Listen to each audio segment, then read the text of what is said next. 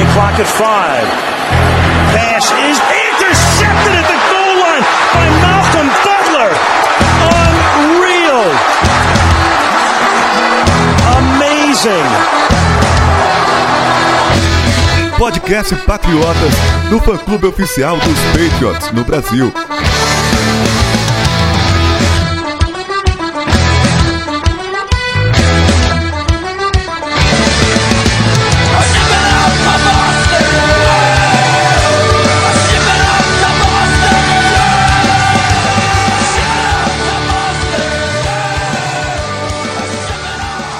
Sejam todos bem-vindos ao podcast Patriotas número 145. Estou aqui hoje com Vinícius Moleta. Fala, Felipe. Fala, Sidney. Foi suado, mas o que importa é ir pra casa com a vitória. É, Sidney, só termina quando acaba, mano. Rapaz, até o último segundo, cara. É aquela Hail Mary lá, eu gelei. Acho que metade da torcida caiu da cadeira, né? Que foi aquilo? Minha Nossa Senhora. Eu falei, não existe, esse ano não existe, Vinícius. Não existe jogo tranquilo. Os caras podem abrir 153, vai ter problema até o final, cara. E quando a gente menos esperava que o Trubisky ia fazer alguma coisa, o bicho arrancou o nosso... Prendeu uma respiração naquela Hail Mary que quase deu certo. Não, virou rugby ali. O cara tentando entrar, os negros não deixando, e eu em pé aqui na frente da televisão, empurrando junto, sabe? Eu tava quase empurrando junto aqui de casa. Que isso, que desespero esse peito. Eu não sei se eu aguento, não sei se eu vou estar vivo até o fim da temporada, não. Cardíaco, todo jogo tem um teste pra cardíaco. No jogo contra os Chiefs eu comentei com meus amigos no WhatsApp. Eu gosto de jogo assim, tranquilo, que te abre uma vantagem e ganha logo. E ó, queimei a língua. E ontem de novo, haja coração. Vai nessa. É o título desse programa, só termina quando acaba, não adianta, ainda mais com o peito de 2018. Recadinho antes de a gente começar o programa, tenho duas coisas que aconteceu comigo aqui. Na verdade, uma com a gente e outra comigo, que eu preciso dar um abraço pra galera.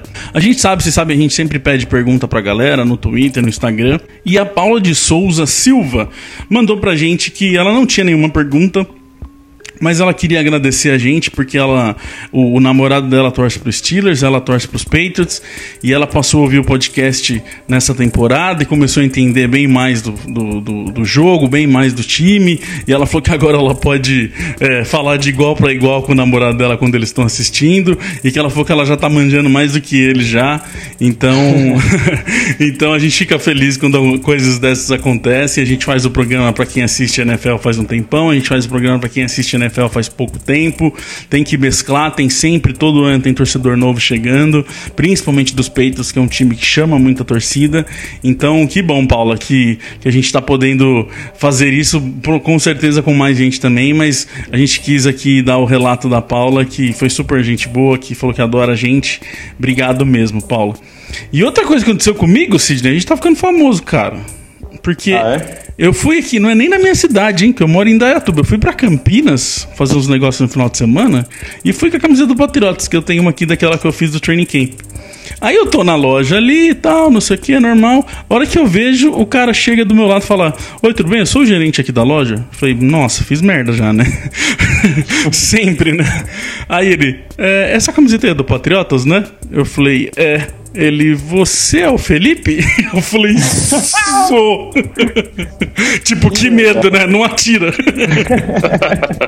E o Roberto Freitas é o gerente lá da loja, que é torcedor dos Patriots, que ouve o Patriotas faz um tempão já também, e me reconheceu por causa da camiseta, e a gente bateu um papo lá, e eu deixei minha esposa se virando pra fazer as coisas que ela tinha que fazer lá, e a gente ficou conversando de Patriots um tempão. Então, Roberto, obrigado também por ouvir a gente, por todos os elogios que você me deu lá. Repasso para toda a equipe aqui que esse negócio é feito, não é feito por uma pessoa só, não.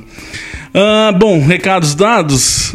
Sidney, tem também que lembrar a galera de quem puder, a gente sempre fala aqui, quem puder contribuir de forma financeira é ótimo, mas tem um jeito legal de contribuir também, que é dando 5 estrelinhas, né, meu? O pessoal do iTunes aí que ouve pelo iTunes, todos os aplicativos aí, a maioria deles tem como você dar um rating lá de tantas estrelinhas que você gosta, de deixar de repente um comentário pra quem chega. É sempre bom, é um jeito legal da galera, quem puder, dar 5 estrelinhas pra gente, porque quem chega chega pra ouvir nosso programa e não conhece, já vê pelos outros que o negócio vale a pena, né? Exatamente, cara. Não subestime a ajuda que isso traz, né? Quanto mais vocês ajudarem nesse sentido de likes e de estrelinhas, mais pessoas vão ver nosso podcast, melhor ele vai ser recomendado, e que é o objetivo principal disso aqui, né? Que é você atingir cada vez mais pessoas, fazer mais gente discutir os Patriots. Perfeitamente. Bora pra Patriots e Chicago.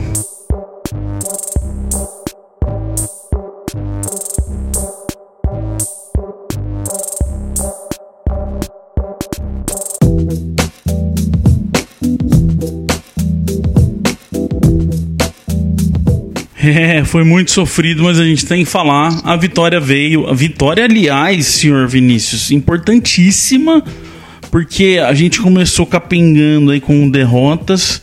A AFC East parecia que queria se desgarrar. E aí agora tudo já voltou ao normal, porque, de novo, a gente ganha dos Bears e Jets, Dolphins e Bills perdem. Então a vitória não só foi importante para continuar o campeonato, mas para ajustar e deixar a AFC East como ela normalmente é, né? Com certeza. E agora nós temos que ficar de olho no Chargers e no Chiefs, né? Vamos começar já a secar eles, já fazendo a projeção de confrontos, porque relaxar que esse negócio de a divisão já é nossa. Agora a preocupação é seed 1 pra gente sempre jogar em Foxborough até o final do ano. Calma, né? A AFC já é nossa, tá calma, né? Esse é primeiro ano de Patriotas mesmo, né, Cid? A gente percebe, né? O cara vir falar, depois dessa situação, vir falar que a AFC já é nossa, é porque tá muito confiante mesmo no negócio. Não foi contagiado ainda pelo vírus do medo que a gente tá tendo. Tá, vai nessa. Bom, a gente tem aqui as perguntas como sempre, e muita gente falando, Cid, principalmente aqui, ó, o Luiz Felipe lá no Twitter e também o Marquinhos Bruni lá no Instagram, falando sobre essa questão da defesa, o que esperar dela até o final do ano, o que ela precisa fazer para melhorar. Sidney, estávamos conversando aqui em off. Me lembra muito a defesa de 2010, 2011, que sofria, que era um desespero assistir aquela defesa, mas que roubava muito bola. E a gente tá vendo esse jogo de novo. A defesa tá conseguindo roubar a bola e isso é muito importante já, né? Exatamente. Eu também tive essa mesma sensação assistindo o jogo. Não só esse jogo, como os outros, né? A gente tá vendo uma defesa cedendo muitos pontos, forçando o ataque a anotar mais de 30, até 40 e poucos pontos para vencer, cedendo um caminhão de jardas e roubando muito a bola. Isso é muito, muito parecido com o que a gente viu ali em 2010, 2011. Para vocês terem uma ideia, em 2010 os Patriots conseguiram 25 interceptações, em 2011 23. Se a gente continuar no ritmo que está agora, serão 22,4, ou seja, bem próxima do que conseguimos nesses 2 anos. Em compensação, a gente está cedendo um caminhão de jardas, a exemplo do que aconteceu nesses 2 anos, né, 2010 e 2011. Então, lembra demais o que aconteceu, a dinâmica daqueles anos. E também, até vou puxar uma outra questão aqui, ó, que o Sérgio Castro fala. Não acha que a média de pontos sofridos pela defesa está muito alta e que o ataque tem nos salvado fazendo cerca de 38 pontos por jogo? O ataque não estaria mascarando as deficiências da defesa? Também é de 2010, 2011 essa situação, né, Vinícius? Aliás, assim, faz um século que o ataque puxa esse time, faz esse time ser quem ele é. Mas tem um quê de 2010, 2011 aí, a forma que o ataque tem que fazer muito ponto, porque a defesa sofre muito, isso que a gente tá falando, isso que o Sérgio comentou também, né? É legal que em 2010 foi quando eu comecei a acompanhar de verdade os Patriots, e eu mal me acostumei com o Tom Brady metendo 40 pontos todo jogo, era só bola boa. Daí quando deu 2013, que caiu um pouquinho o nível do ataque, você entendeu o que era NFL de verdade. Mas eu tô assim, bem animado esse ano. Eu acho que nossa defesa, ela tá mascarando o mau resultado, mas ela tá indo bem. Contra o Chiefs, a gente comentou na semana passada que foram aqueles pontos malucos muito rápido. E agora esse ano a gente vai falar mais pra frente sobre os turnovers também. Então, não acho que a defesa está um desespero tanto quanto 2011, 2010, que lá foi historicamente muito ruim, né? Uma coisa que eu senti, Sidney, esses 31 pontos que a gente tomou dos Bears, Não que a defesa jogou bem o jogo inteiro, isso não acontece, isso a gente falou na semana passada, que é um padrão desse de altos e baixos aí, até no ataque também, né? Não tem uma sequência muito forte no jogo inteiro. Mas desses 31 pontos que a gente tomou dos Bears, a gente não pode esquecer que pelo menos 21 deles vieram por causa dos turnovers, porque os Bears pegavam a bola em posição boa de campo, e aí também, como a gente sempre gosta de falar aqui, tem um time do outro lado, né? Exatamente. Se você pegar, por exemplo, os dois fumbles, né, o do Patterson e o do Michel, os Bears pegaram a bola praticamente na red zone, já em condição de chutar field goal, e anotaram 14 pontos.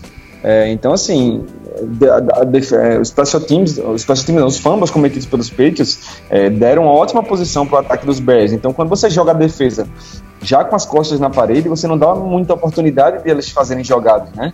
Quando você força o ataque adversário a caminhar o campo inteiro, você dá mais tempo para a defesa se ajustar, de se adaptar ao que o adversário está fazendo naquela série, por exemplo. Então, quando você coloca os caras que jogam na linha de 20 do campo de defesa, já dificulta demais o trabalho da defesa. E esse negócio dos fumbles, eu vi uma coisa interessante, que eu vi o Ninkovich falando, que perguntaram para ele o quanto que o Bill Belichick ia encher o saco do Cordarrelle Patterson por causa do fumble que ele cometeu no retorno. Aí a resposta dele foi ótima, que ele falou assim: bom, conhecendo o Bill Belichick como eu conheço no tempo que eu fiquei ali, o problema do fumble do Patterson é o menor dos problemas que ele vai ter essa semana. O problema gigante dele com o Bill Belichick vai ser ele ter retornado para o touchdown e não ter entrado logo na endzone e querer comemorar antes de entrar. Isso sim é o grande problema dele. Palhaçada não é com o Belichick, né? E isso não é de graça, essa preocupação, né? Porque tem casos famosos na NFL de que o cara conseguiu o retorno e se empolgou e soltou a bola no momento que estava entrando na endzone e soltou a bola antes. Tem um caso do Deshaun Jackson, quando jogava nos Eagles, fez um baita retorno de kickoff, soltou a bola faltando meia jarda para entrar na endzone e não foi touchdown. Então você não pode brincar, né? Jogos difíceis, decididos por uma posse de bola, você arrisca um erro, um adversário chegar por onde você não tá vendo e você perder um touchdown fácil porque você quis fazer uma graça. E eu não diria nem só que é a questão de o risco que se corre, mas também a mentalidade do jogo. Você está aqui para jogar, é o nome desse programa, só termina quando acaba. Pode estar 50-3, pode estar os 125-3 que eu falei. Cara, entra e faz o touchdown e comemora depois. É a mentalidade do negócio. Você pegou a bola, você corre para fazer o touchdown. A gente não vê isso acontecer em Patriots. Então, assim, o Patterson chegou agora, ele pode estar achando que, agora a gente tá brincando esse ano aí, o Bill Belichick mais de boa, mas... e eu espero, sim, que ele tenha ouvido por causa disso, porque não é normal, isso não acontece em Patriots, o jogador fazer coisas desse tipo. Entra, vai lá, faz. Até vou puxar um negócio aqui que eu achei interessante. O Breeze, esses dias, comemorou, fez o recorde dele, pararam o jogo, fizeram um puta negócio, uma puta festa pra ele, entra a família e tal. E aí um amigo meu falou assim: por que quando o Brady fez os 200 touchdown lá, não lembro que número que ele fez lá, não teve nada, cara, os caras mal pegaram a bola, o Amendola que foi atrás da bola pra dar pra ele. Eu falei, pois é, cara, tipo, não tem essa. O Patriots não... É difícil, acho que eu não lembro se você lembra de Patriots parar jogo pra comemorar alguma coisa? Com o Bill Belichick isso jamais vai acontecer. Eles comemoram, obviamente, no vestiário, né? Já vi, inclusive, é muito comum eles chamar da game ball, né? Da bola do jogo pra um destaque e tal. E eu já vi ser dada pro Brady por recorde de touchdown. Não lembro se foi o número 400. 400, isso. Eu tô falando 200, só eu. Foi contra o Jaguars, né? Há um tempo desse aí. Parar o jogo, isso não vai acontecer, não. O de 400, o recebedor, se não me engano, não sei se foi o Hogan, ele deu pra torcida. Depois teve que pegar a bola de novo pra dar pro Brady, porque ele nem se ligou que era uma bola histórica. Então, se eu não me engano, acho que foi o Amendola, porque eu lembro de ter uma história dessa do Amendola. Foi. O Amendola ia atrás da bola, porque, tipo, nossa, peraí, para tudo, essa bola é importante pra caramba. É essa a questão, a gente não vê isso acontecendo no Patriots, né? RC8 Alves mandou aqui pra gente: Josh Gordon já é uma realidade na vaga do Dorsett? A gente até puxou isso aqui umas semanas atrás. E o Otávio Ribeiro também perguntou aqui se o Gordon estaria... se ele ainda não está na melhor forma física dele, porque ele sentiu que ele teve pouca velocidade naquela jogada que era para ter quase foi touchdown ali, ficou na linha de 1 jarda e tal. Como que você vê essa questão? Para mim, primeiro, Vinícius, eu acho que essa questão do Dorsett, a gente até falou semana passada aqui se talvez fosse o tipo da defesa e tal, mas para mim tá muito claro que o Gordon já é o corner no lugar do Dorsett e o Dorsett virou reserva. Não, uma coisa que eu achei interessante do Gordon nessa partida foi que o Brady mandou uma bola para ele numa quarta descida. Exato. Então você mostra que o Brady tá confiando nele, que é uma bola que não pode perder de jeito nenhum. E também naquele touchdown lá, eu acho que o Gordon, ele não deu um esforcinho a mais, mas ele tava tentando seguir o bloqueio, não é que ele tava indo devagar por lesão. Ele tava tentando seguir os bloqueios, meio Le'Veon Bell da vida, assim. Foi a minha opinião. Eu acho que ele não tá 100% nessa questão física, porque, tipo, ele terminou cansadão, tanto que o próximo snap ele não participa. Ele tanto que não participa e saiu informação assim, ele não tá machucado, não tá nada, ele precisou descansar, então acho que ele não tá 100%. E esse negócio, queria voltar, Cid, nesse negócio que o Vinícius falou da quarta, porque tem mais ainda. Foi um passe dele pra ele na quarta, e era uma 4ª-1 que o Brady solta uma bola nele, tipo, pra 6, 7 jardas na frente. Então é muita confiança já, né, cara? Você não vê isso acontecer com o Brady com um cara novo.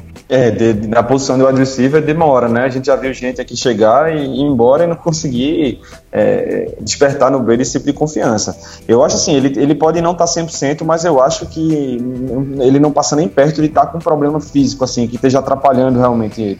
Pra você ter uma ideia, nos últimos 3 jogos ele tem 20 recepções, 192 jardas e um touchdown. Eu acho que se é que dá para falar que tem um problema com o Josh Gordon, ainda é de entrosamento, porque a falta de comunicação dele com o Brady está acontecendo mais em rotas tipo aquela comeback, né, aquela hit, aquela rota que você tem que estar aqueles back shoulder passes, né, que você tem que estar numa sincronia perfeita, no momento exato.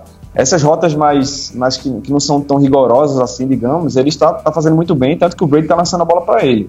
Então acho que com um pouco mais de tempo, quando eles afinarem essas rotas aí de comeback por aí, eu acho que ele vai explodir mais ainda, porque ele já mostrou que tem condições. É um monstro em termos de wide receiver, né? Agarra bolas difíceis, ele tem força para se livrar daquela marcação, pressão dos corners, né? Então, assim, tô bem empolgado aí com o Josh Gordon. Ele tá me lembrando um pouquinho o Aquan Boldin, que era do Cardinals, que é aquele cara que talvez não vai ganhar na super velocidade, mas ele briga na bola e agarra a bola. Bola contestada ele pega mesmo. E também tem que lembrar que o Gordon tá um tempão sem jogar, né? Ficou aí nas últimas 3 temporadas, 2, 3 jogos em 30 e poucos, que ele tá quase jogou, então até talvez pegar um pouco de ritmo também. Ele é um cara que não depende 100% da velocidade, né? Como outros wide receivers por aí. Se ele não tá bem por algum motivo ou fora de forma, ele ainda consegue ser produtivo com isso aí, pegando bolas difíceis, na força. Então, assim, ele tem um arsenal à disposição dele, né? Às vezes não tá 100%, mas continua sendo bem efetivo. Uma outra coisa que pra mim foi um detalhezinho ali, mas que mostra o quanto o Gordon tá com essa confiança, e não só do Brady, mas dos treinadores, do Bill Belichick, de todo mundo ali, foi o quê? Naquele Hail Mary no fim, que normalmente eles colocam o Gronk na end zone pra ajudar a defesa, o Gronk não tava no jogo. Quem que foi? O Gordon. Era o Gordon que tava ali cobrindo o Gronk nessa situação. E isso pra mim também mostra uma baita de um respeito, de uma confiança no cara, de tudo bem, ele é tirando o Gronk ali, provavelmente agora ele é o maior cara ali que recebe bola nos peitos, porque ele é um gigante. Isso ajuda. Mas com o Bill Belichick tão chato como ele é, tão cheio de mania como ele eu acho que isso é secundário, o tamanho do cara. Ele ir ali, deixarem ele ali participar do negócio, na defesa, mostra pra mim o tamanho da confiança que ele tá, não só no Brady, mas também nessa questão toda da comissão técnica inteira. E essa questão do Dorsett também, a gente falou aqui, né, Sidney, semanas atrás, que como o Hogan, quando ele é o protagonista, ele apaga. e quando ele não é o protagonista, como ele começa a funcionar bem. Segundo jogo já que o Hogan aparece, e o Hogan virou o terceiro wide receiver, basicamente. Tem o Gordon ali, tem o Edelman, e aí o Hogan entra como um terceiro cara, e como ele aparece mais, né? Porque dele tem um corner mais terciário marcando ele não é o protagonista, aí aparece o Chris Hogan, né? Exatamente, você falou tudo aí. Se você entra como a gente estava no começo da temporada, com Dorsey e Hogan como wide receiver, você vai pegar a dupla de corner titular do adversário. Quando você entra com Gordon, Edelman e Hogan, o Hogan vai pegar o terceiro corner. Então a chance dele conseguir levar vantagem no duelo aumenta consideravelmente. E isso está se mostrando nos números, né? Salvo engano, no jogo passado ele agarrou todas as bolas que foram lançadas na direção dele, e agora contra o Chicago, ele agarrou 6 de 7 passes na direção dele. Então, assim, confiança a gente sabe que o Brady tem nele, capacidade o Hogan tem. Agora ele não é aquele cara que vai queimar os melhores corners da NFL com frequência, não vai. Agora se você tá dando chances a ele contra o terceiro ou quarto corner da equipe, aí sim o Hogan aparece. O Adriano Paiva, pra gente continuar aí nessa questão de ataque, entrar na questão Gronk que a gente falou, ele manda aqui, ó: não seria melhor o Gronkowski não jogar contra os Bills e descansar mais uma semana para ele estar bem recuperado para o jogo contra os Packers?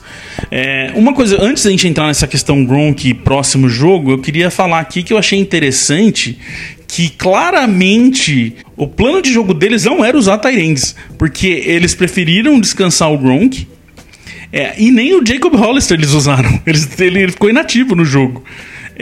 Então assim, eles vão com o Dwayne Allen, e o Dwayne Allen como um sexto L. Então eles realmente tinham uma leitura de jogo de que o tight end não seria necessário para esse jogo. Interessante isso, né? E o que eu achei melhor de tudo é que o ataque não sentiu a falta do Gronk. Exato. O ataque foi bem, distribuiu bem a bola. O Brady não focou ninguém, ele foi um pouco no Gordon, um pouco no Hogan, um pouco no White, e assim, deixava a defesa perdida. Eu fico pensando, se o ataque tá indo bem assim, distribuído sem o Gronk, com o Gronk 100%, então vai ser melhor ainda. Então, eu acho que poupar contra o Bills, eu acho que a gente não pode também deixar o Gronk assim, vamos deixar ele num plastiquinho de bolha até os playoffs. Tem que o bicho jogar. Se tem condição de jogo, está bem recuperado, põe no jogo. Agora, se não tem condição de jogo, nós não dependemos dele para ganhar, que é uma coisa boa. Você ter o Gronk é porque ele pode jogar e ótimo. Você não ter o Gronk, você tem um ataque que sabe se virar sem ele. É win-win situation, né? Quando você depende de mais de um cara só, facilita muito pra defesa, né? Os caras anulam lá e botam 2, 3 em cima dele e você não consegue fazer mais nada. Não é o caso. A gente tem o Gordon, como falamos, tem Edelman, tem Hogan, então assim, não depende só do Gronk. Obviamente, quando o Gronk tá em campo, muda de figura, né? Ele é um monstro, melhor tight end da NFL. Então, mas eu acho que não se poupa jogador saudável. Se o Gronk estiver saudável, tem que jogar. Até porque, apesar dos Bills não estar bem das pernas aí, a gente já viu os Patriots se complicarem com adversários de divisão mais fracos. Já vimos recentemente contra Dolphins, contra Jets. O time vem mal, pega os Patriots, os caras crescem porque se conhecem, jogam todo ano 2 vezes por ano. Então, assim, se tiver saudável, tem que jogar. Agora, se o Gronk tá mais ou menos, aí concorda. Poupa contra o Bills, que é a maior chance da gente vencer sem ele, para ele voltar 100% contra os Packers. A gente vê a diferença do ataque quando entra o Gordon e o Edelman. Nas primeiras 3 partidas era marcação dupla no Gronk, acabou o ataque aéreo. Agora não, agora o ataque está independente do Gronk. Então isso não vai poder deixar as defesas agora. Não, marca o Gronk o tempo todo e deixa o resto se virar. Não tem mais como fazer isso mais não. Sabe como que chama isso? Cobertor curto. É isso aí. Mas eu não acho que vai acontecer do Gronk ficar fora contra os Bills pela seguinte questão. Não foi assim, obviamente, que o Gronk não ia jogar contra os Bears. Foi uma decisão de última hora. Ele poderia até jogar contra os Bears se precisasse. Então, assim, foi beleza. Tira do Bears pra gente ganhar. E outra, jogou, tem agora o Monday Night, tem um dia a mais.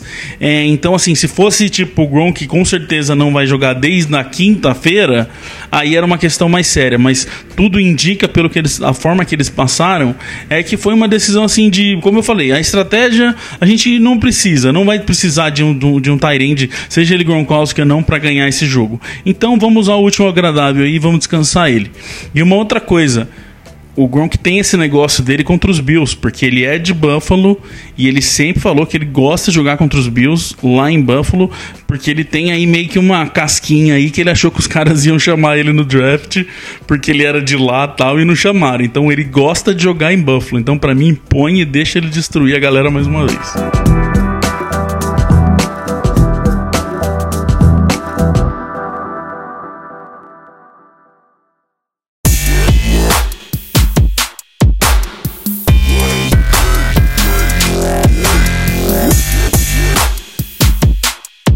O Márcio Pamplona e a Marina Beatriz falam aqui com a gente, Sidney, do Pass Rush. Eles perguntam aqui se explica alguma dificuldade em conseguir o sec em cima do adversário, do QB. E a Marina também exalta aqui se tá faltando fundamento pra gente conseguir chegar no quarterback. Inclusive, né, cara, tá pra sair texto, se já não saiu, que eu tô meio perdido no tempo aqui, sobre essa questão, né, do quanto a gente pressiona, mas não consegue derrubar o quarterback, né? Cara, a falta de sacks tá dando a impressão de que essa defesa não tá conseguindo pressionar. Não é verdade. Inclusive, nesse post aí que o Felipe referiu, a gente vai trazer mais detalhes. Os Patriots são uma das equipes que mais pressionam quarterbacks adversários em situação de passe. Em compensação, quando você vai para o sacks, são uma das que menos sacam. Então tá faltando detalhe ali, tá faltando o último movimento, digamos assim. Tem várias explicações que a gente pode dar. Uma delas é que talvez a gente esteja enfrentando vários quarterbacks aí que são de boa mobilidade, né? O Trubisky é um bom exemplo. Então a gente pressiona o cara, força ele sair do pocket, mas não consegue conter. Então o que é que ele faz? Ele sai do pocket e ou resolve com as pernas ou consegue completar passe fora do pocket, como foi também contra o Patrick Mahomes, né? Contra o Kansas City Chiefs. Então o fato desses caras estarem fazendo jogadas fora do pocket mostra que o pass rush está chegando. A questão é que a gente não está conseguindo terminar e concluir o sec, né? Matar as jogadas. Essa questão dele, do quarterback se movimentar, eu acho também que uma coisa que está faltando, principalmente na questão, por exemplo, do Adam Butler e tal, e não vou só jogar culpa no Adam Butler não, mas na linha interna ali, que é assim, se o defensive end na ponta vem, dá a volta e chega no quarterback, ele força o quarterback a ter que se movimentar. Se o linha interna que saiu do lado dele ali não pressiona, não consegue também empurrar, não consegue fazer essa pressão de chegar no quarterback também, cria aquele buraco, cria aquela linha entre o DL interno e o DE, que daí o quarterback se movimenta. Um passo que ele dá, ele já joga fora todo o esforço que o defensive end fez, porque gera aquele buraco na linha de ataque, por exemplo. Então, assim, é um conjunto que tem que ser feito. Ou, por exemplo, quando vem a Blitz conseguir ocupar esse buraco, sabe? Eu acho que alguém vai me xingar por causa disso, mas eu até diria que tá faltando um pouco de sorte, às vezes, sabe? Parece que é só um negócio, um detalhezinho que falta só derrubar, cara. Poucos detalhes teriam feito a grande diferença nesses jogos, né? Isso que você falou do pass rush interior, isso não é só para forçar o cara a sair do pocket, por exemplo, para dificultar o cara a fazer lançamentos dentro do pocket.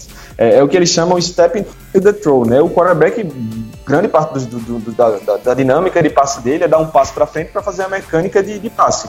Se você pressiona pelo meio, você não deixa esse cara fazer isso, né? Ou ele vai lançar apoiado no pé de trás, que já quebra a dinâmica do passe dele, tira a precisão, ou vai fazer o cara sair do pocket pro outro lado. Se você deixa o meio do miolo do pocket limpo para ele vai conseguir andar para frente para lançar a bola. Então, assim, esse miolo tem que ajudar. A gente já viu, por exemplo, o Trey Flowers já alinhar mais internamente. Então, você pode jogar o Claiborne de um lado, o Wise do outro e o Flowers no meio. A questão é que tem que chegar por dentro, senão a gente vai continuar dando oportunidades para os quarterbacks, principalmente os móveis, fazerem jogadas. E essa questão de finalizar não é nem só no front seven, não é nem só na hora de fazer o sec. Por exemplo, esse jogo era para ter tido 2 interceptações a mais, que a bola vem no peito do Elandon Roberts e ele não pega, e a bola vem na mão do Gilmore, do Stephen Gilmore, e ele não pega. E não foi a primeira vez que a gente viu interceptações que eram para acontecer e os caras derrubaram. Tá faltando aí uma cerejinha para acontecer essas coisas. Uma cereja na ponta do bolo aí. Uma outra coisa, Vinícius, que eu acho que pode acontecer, e isso pra mim não é um problema desde hoje, é o problema nosso em conter as corridas de quarterbacks. Eu acho que muita gente imaginou que o Trubisky não era um quarterback rápido, mas na boa, olha os números de 40 jardas dele e olha o do Deshaun Watson, por exemplo. Não tão longe, são bem próximos de um pro outro. Então ele consegue correr. Tá, você já tá pensando que aquela jogada que ele correu pro touchdown, ele podia ter ido de costas. Sim, ali é outra história. Mas os Patriots têm esse problema em conter a corrida do quarterback. Então eu acho que o front seven tá sempre com medo disso acontecer. E parece que talvez não vá de verdade pra cima. Porque se vai, abre esse buraco que eu falei e toma a corrida do quarterback, sabe? Tem esse problema que já é de bons tempos aí que a gente sofre, né? Eu estava lendo um analista falando sobre o Claiborne e o front seven em geral. Ele comentou que o Claiborne parece que está indo assim meio desespero, sabe? Indo com muita sede ao pote, muita agressividade, isso deixa ele um pouquinho fora de posição. Por isso, talvez ali o tackle consegue dar aquela deslocadinha, ele vai um pouquinho mais longe e o Trubisky dá aquele passinho de ajuste. Mas realmente, assim, eu não lembrava que o Trubisky podia ser um quarterback móvel, mas ele correu 77 jardas e nenhum cidadão conseguiu pôr a mão no desgramado, né? Isso aí é duro mesmo. Então, a dúvida é culpa dos defensive ends ou dos linebackers, que estão meio lento, que todo mundo falando isso? Tá todo mundo lento. Então, aí eu tentei até evitar esse assunto, mas eu volto no de sempre. Pra mim, enquanto a gente não arrumar o meio dessa defesa, a gente não vai ter a defesa, porque pra mim é a secundária tendo que se virar pra cobrir os problemas do meio, pra mim é a DL tendo que se virar pra cobrir os problemas do meio também, sabe, Sidney? Eu tento, mas volta em mim, né, cara? Isso que o Vinícius falou tá bem claro com relação ao Claiborne, né? E eu acho que a essa altura o Bill Belichick já vai ter chamado a atenção dele. A gente fala isso aqui desde que a gente começou o Patriotas. Quando você vai pro pass rush contra o quarterback móvel, você não pode passar da linha do cara e ir para as costas do cara, porque ele vai correr onde você estava, nas suas costas. Quer ver um exemplo claro de como fazer? Observa o Ninkovich no Super Bowl contra o Seahawks, contra o Russell Wilson. Você não vai ver o Ninkovich passar da linha do Russell Wilson, porque ele sabe que se ele passar, ele vai deixar o buraco, o Wilson vai correr por ali. Então essa disciplina tá faltando ao Claiborne. Não adianta nada o Claiborne bater o tackle, o left tackle, e passar direto e deixar o buraco atrás pro cara correr, né? Outra tese que eu tenho já faz um bom tempo, já repeti algumas vezes aqui, que os Patriots, desde a saída do Ninkovich, não conseguiram ajustar a defesa e não conseguiram encontrar um novo Ninkovich. Tentaram várias pessoas já ali, tentaram, né? Vários e não encontram e não acham um jeito de jogar sem precisar deste Ninkovich ali, sabe? Então, pra vocês não falarem que eu sou maluco, o 40 jardas do Deshaun Watson foi 4.66. O 40 jardas do Trubisky foi 4.67. Pergunta do Roborg lá no Instagram. Ele manda: já tiraram o Khalil Mack do bolso do Trent Brown? Sr. Sidney. Mais um de nome que passa pela OL dos Patriots e não faz muita coisa. Cara, se tem uma coisa que o Belichick merece, ele merece elogio por tudo que ele faz na vida, né? Mas, assim, o fato dele conseguir anular o melhor cara da DL e dos adversários é incrível. Você chega aqueles defensive ends que líder da NFL em sacks, enfrenta o Patriots, não consegue fazer muita coisa. J.J. Watt é um caso clássico, né? Não vai bem contra a gente. E o Mac agora, ele também fez um plano de jogo incrível, né? Quando a gente falou dos tight ends lá, você falou que o Dwayne Allen foi utilizado mais para bloquear, ele ajudou muito nisso também. E o Trent Brown fez um belíssimo trabalho. Eu acho que a gente tem que falar da OL inteira, e não só desse jogo. Faz um bom tempo já que a OL vem jogando muito bem. O próprio Leighton Waddle, cara, quem lembrou que era o Waddle que tava ali? Ninguém. Era o OL dos Patriots que estava ali jogando, não teve essa. O único sec que a gente toma foi de uma bobeira dele com o Mason, que daí se abre o buraco, então não foi nem assim que ele sofreu para parar o cara, realmente eles bobearam ali, teve o buraco e o cara passa e chega no Brady. Mas de resto, não teve. A OL jogou muito bem. E não só nesse jogo, volto a repetir. Uma coisa que a gente não pode... Duas coisas, na verdade, Vinícius, que eu tenho que pôr aqui como asterisco nessa questão do Mac ele não tava 100%, e o que o Khalil Mack saiu para marcar em zona, com medo dos running back dos Patriots, nos passes curtos, essas coisas também usaram ele várias vezes para voltar e ajudar o miolo de defesa dos Patriots. Mas a gente também tem que lembrar que a defesa do Chicago não é só Khalil Mack, né? Tem o Akiem Hicks, tem os linebackers, eles são bons linebackers, tanto que a média deles era 3.6 sacks por jogo. Só que ontem eles tiveram só 3 hits e um sack, como se falou, na bobeira que o linebacker passou livre ali na nossa linha ofensiva. Então, o sucesso do Michel passa pela linha ofensiva também. Então, nossa linha ofensiva está indo bem. O nosso center, ele está sendo considerado um dos melhores da liga. O Mason está sendo considerado um dos melhores da liga. O Trent Brown, ele é um gigante que dá até medo dele sim de perto. Então, assim, eu tô bem tranquilo com a OL. Enquanto Scarnecchia estiver lá, Scarnecchia é nosso pastor e a OL não nos faltará.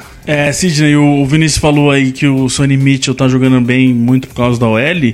Não tirar o mérito dele, a gente falou bastante dele, elogiou ele bastante aqui nas últimas semanas, mas a prova disso é que o Barner entra e não jogou mal também, conseguiu correr. Então, quando você consegue fazer 2 running backs correr, é que você também tá jogando bem, né? Além deles terem qualidade, mas não é inegável, né? A OL dos Patriots eu tô tentando puxar aqui um ano que a OL foi tão bem, tanto na proteção do passe quanto na corrida, né? Porque a gente já teve anos dessa unidade ser incrível protegendo o Brady, mas o time não conseguia abrir espaço para a corrida. Às vezes corria bem, não protegia passe, né? Mas esse ano ela tá bem completa, tá bem redondinha. E se a gente não tiver lesões, né? Já teve a do Cannon, mas se não tivermos mais lesões nessa unidade, eu acho que ela não vai ser... A culpa não vai ser dela caso o time não consiga bons resultados nos playoffs. Assim, tem tudo para ser uma baita de uma OL até o final da temporada. O Maurício, simplesmente Maurício, porque ele não colocou o sobrenome, ele manda aqui pra gente: o que pode vir agora nas trades? Jogadores de ataque ou defesa? Bom, a gente até colocou um post aí já, tô colocando o link, que eles já começaram a se mexer por causa dessa questão da trade deadline.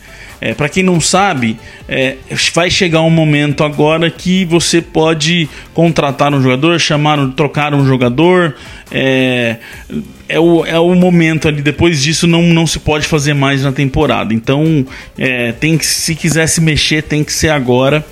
E os Patriots já começaram a se mexer ali de algumas formas, porque na semana passada, se não me engano foi no sábado ou na sexta, eles reajustam, na verdade nem foi bem um reajuste, eles pegaram o valor do contrato do Gilmore, do Stephen Gilmore, e transformaram em bônus. Então quando o valor vira em bônus, ele passa a não contar no salary cap. Então os Patriots pularam de 1,6, se eu não me engano, para 5,3 milhões no salary cap. Então deu uma subida.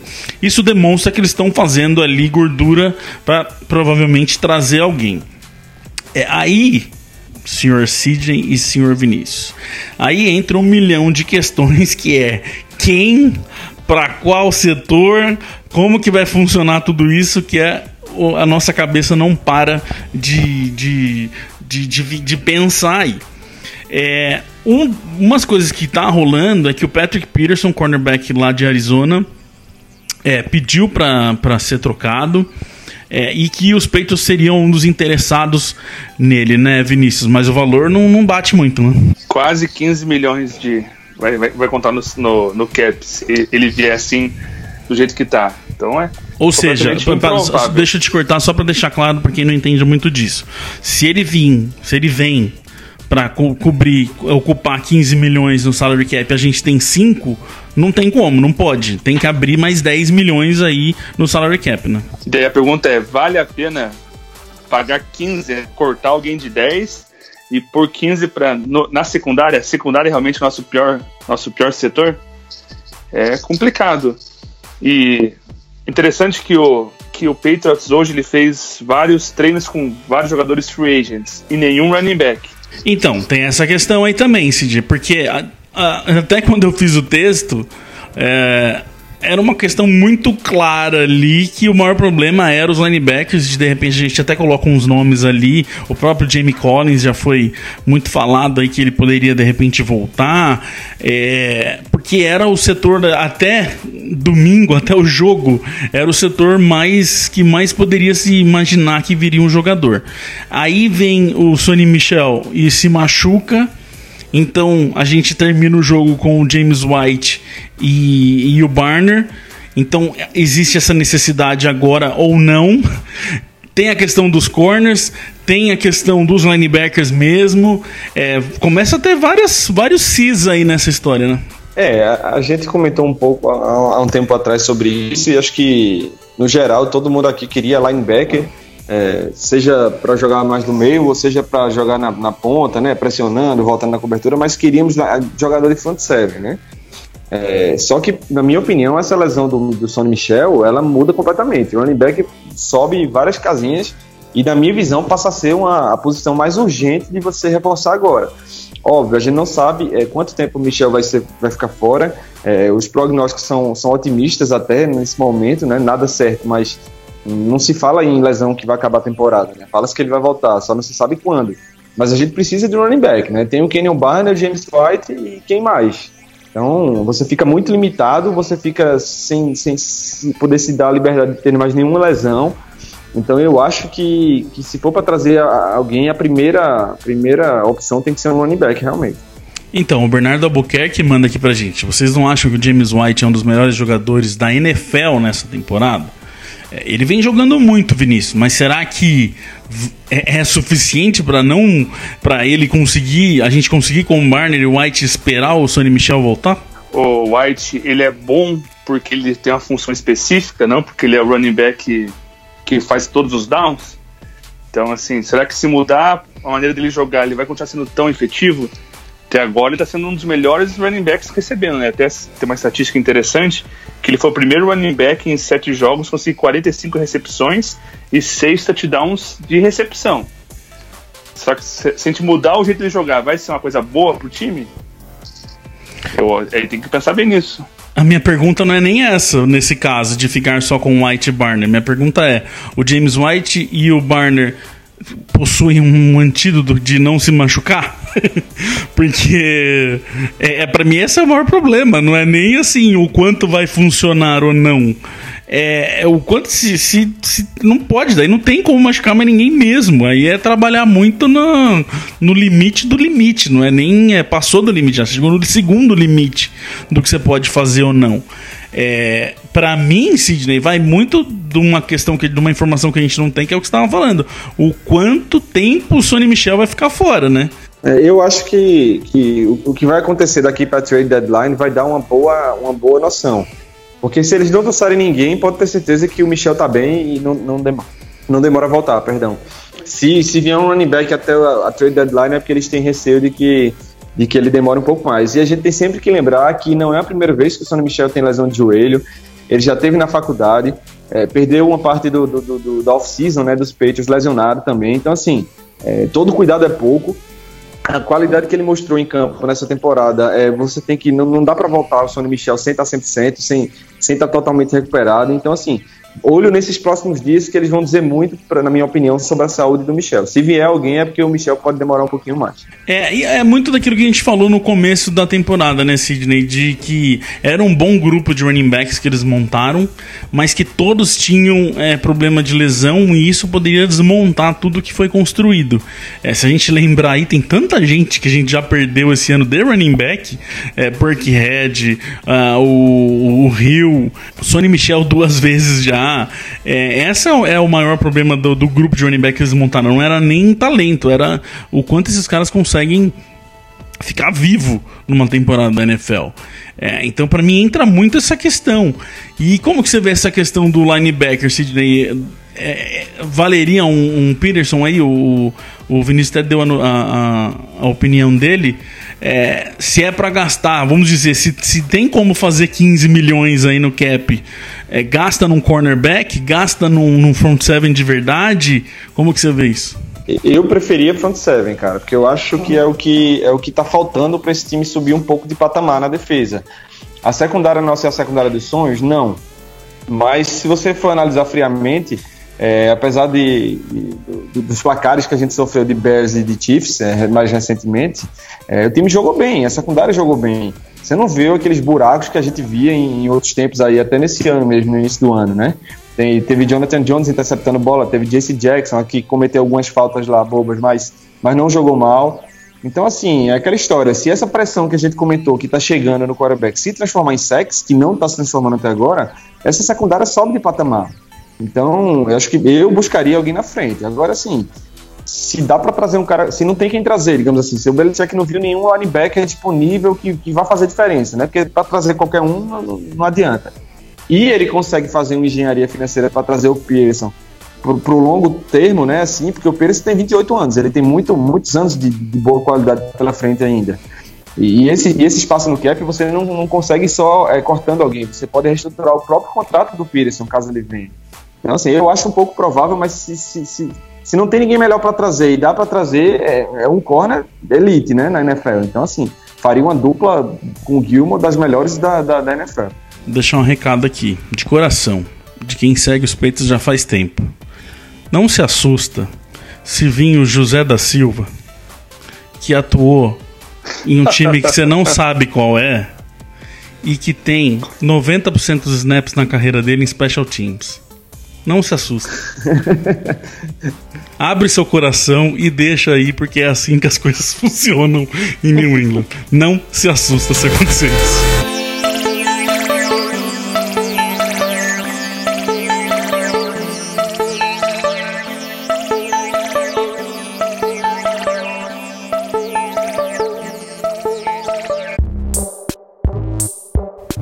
Nossa próxima partida é no Monday Night Football, então fiquem atentos, jogo na segunda-feira contra o nosso querido Buffalo Bills, lá em Buffalo, lugar onde voam coisas estranhas de borracha no campo, não se esqueçam disso, tem que tomar muito cuidado.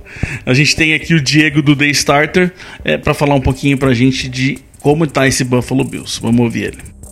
Oi, patriotas, tudo certo? Então, aqui que tá falando é Diego Lepre, do blog The Starter. Primeiramente, eu queria agradecer a oportunidade aí do Patriotas por estar contribuindo aí no podcast. Eu que sou um super fã, e o Patriotas também já ajudou muito o The Starter na época do Super Bowl, recentemente com o Thursday Night Football, então tá sendo uma honra poder conversar com vocês agora. Então, quando eu pude escolher uma equipe para participar aqui no podcast, eu fui direto no Buffalo Bills, porque eu tinha muitas expectativas nessa equipe. Eu gostei muito do que eu vi do Josh Allen pré-draft, e mesmo sabendo assim que ele estava muito cru, que ele tinha muito que melhorar, eu estava esperançoso com o futuro da franquia, por causa do sistema que estava ali, né? Eu talvez fosse a única pessoa que acreditasse, mas eu achava o A.J. McCarron uma ponte perfeita para o Josh Allen. Acontece que ele perdeu tempo na pré-temporada, acabou indo para os Raiders, e a comissão técnica escolheu Nathan Peterman. Tudo bem, justo. Mas assim, era para manter essa decisão independentemente dos erros que viriam, tanto que eles vieram mesmo. E depois da primeira semana, tirar o Peterman, botar o Allen, tá tudo errado. Ali a temporada do Bills foi pro ralo e me mostrou um total despreparo da comissão técnica dos Bills. Era assim, um risco muito grande botar o Allen assim, e foi. Tudo bem que ele teve uma semana 3 muito boa contra os Vikings, por mais que eu não tivesse as estatísticas perfeitas, ele foi muito útil no plano de jogo, tanto correndo com a bola, passando também, usando muito bem o play action, mas assim, depois não teve um avanço de desempenho esperado, um salto, né, de desempenho esperado. E com isso o ataque foi pro ralo junto, né? Deixa McCoy lidando muito com as lesões, né? Baleado muitas das partidas. Kelvin Benjamin não conseguindo ser bem utilizado, né? A linha ofensiva muito fraca. E o mais importante nisso tudo, eu acho que o pior também é o fraco desempenho da defesa, né? Ela que jogou tão bem em 2017, na secundária tão boa com Micah Hyde, Jordan Poyer, Davis White, que roubou muita bola no passado, esse ano não está conseguindo ser um fator. Então, assim, depois disso tudo, eu não consigo imaginar nada menos do que um domínio absoluto do Patriots no Monday Night Football. Menos do que 30 pontos, eu acho que pode ser uma vitória para os Bills, sendo bem polêmico. Para fechar com o palpite, eu estaria 42-10 para o Patriots. Beleza? Então, obrigado aí, pessoal. e boa temporada para todos. Pois é, Sr. Sidney Torres, faz um tempo já que toda vez que a gente tem que falar de Bills, a gente fala 2 vezes por ano, a questão é, quarterback não vai tudo isso, não consegue fazer as coisas andar, tem que ficar esperto com o LeSean McCoy, que o LeSean McCoy é perigoso, os Patriots têm problema em parar a corrida, tem problema em quarterback que recebe a bola. Esse papinho aí, ó, muda ano, sai ano, a gente pode gravar aqui que vai continuar na mesma quando a gente vai falar do Bills. E esse ano parece que mudou uma questãozinha aí. O caminho é o mesmo do papo, mas o LeSean McCoy não tá conseguindo render. Então já é uma baita de uma notícia pra gente, pra nossa defesa, né? Cara, se você for dá pra botar no dicionário assim, na definição de desastre, você botar ataque do Buffalo Bills. Porque tá um desastre, não tem outra palavra pra você ver esse ataque. O LeSean McCoy, que talvez seja o melhor jogador ali, tá machucado, não tá bem. O ataque é simplesmente o 31º da NFL em jardas, o último da NFL em pontos por jogo, o pior ataque aéreo da liga e o 19º ataque terrestre, ou seja, nada funciona. E até dá um pouco de pena da defesa dos Bills, né, que com toda essa desgraça do ataque, que não consegue mover a bola, a defesa é a 4ª da NFL em jardas, então os caras estão fazendo um trabalho decente ali, tentando apanhar o lixo que o ataque está deixando em campo. Então essa é uma boa partida para essa defesa dos Patriots, parar de ceder 20, 30 pontos, né? É uma partida para a defesa se encontrar e fazer um daqueles jogos que marcam território assim mesmo. Obviamente pode ser que dê tudo errado e os Bills marquem 25 pontos, eu não acredito nisso. Eu acho que é um jogo para a nossa defesa mostrar, assim, segurar os Bills no placar bem baixo e não ter muito problema para vencer. Então, Vinícius, é um jogo para nossa defesa fazer o que sabe, fazer qualquer quarterback virar elite, tomar um monte de ponto besta e a gente tem que ganhar no finalzinho com o touchdown do Brady? Olha, a nossa defesa vai ter que se esforçar muito para conseguir transformar o Nathan Peterman ou o Derek Anderson em elite. Uma estatística aqui, quando o Josh Allen se machucou, o Bills tem 1 touchdown e 5 interceptações desde que ele se machucou. O LeSean McCoy, nenhum jogo para mais de 100 jardas esse ano. E na última semana teve apenas 1 jardinha em 2 tentativas. Então, assim, ó, é muito difícil pro Bills pontuar em cima da gente. Por favor. E uma coisa que o futebol americano, né, quando o ataque vai mal, a defesa fica muito tempo em campo, cansa, e daí o Bills toma um carrilhão de pontos. Tomou um monte do Colts, e agora a gente espera aí fazer mais 40 pontos de novo, né? Por favor. Em tese, Sidney, a gente já falou isso não é a primeira vez, e normalmente quando eu falo isso eu acabo depois me arrependendo, que eu lembro e falo, por que eu falei aquilo? Deu tudo errado. É jogo para suspeitos quiserem ganhar tranquilo. Se quiserem, né? Se aparecerem em campo, né? Se for um daqueles jogos que a gente não vê o time com problema de atenção, de falta de disciplina nas suas funções. Então, assim, cara, acho que realmente, mesmo o jogo sendo em Buffalo, só se cair uma nevasca daquelas que tirar o jogo aéreo dos Patriots, e eu acho que a chance da gente ganhar esse jogo é altíssima. Bom, a gente vai estar aqui para falar como sempre, a gente vai estar no Twitter para cobrir como sempre, e a gente espera vocês lá então no Monday Night Football. Lembrando até para quem, acho que a gente até não falou isso aqui ainda no podcast, para quem não consegue acompanhar os jogos, não está assistindo na TV, por exemplo, no nosso Instagram a gente está soltando sempre as pontuações no Stories. Então aconteceu a pontuação, seja ela de qual lado for, tá lá no Stories avisando pra galera que não consegue assistir o jogo. Então tem, por exemplo, principalmente segunda, tem gente que trabalha à noite e tal. Então aproveita lá que no nosso Instagram, no NE Patriotas, a gente também coloca a pontuação a partir dessa temporada. Certo, Sr. Sidney, obrigado mais uma vez, cara. Eu que agradeço, um grande abraço, galera. Valeu, Vinícius, até mais, cara. Sidney, Felipe, hasta la vitória sempre. We love our New England Patriots and the way that they play as a team. And we'll always be true to the red, white, and blue, our New England American dream.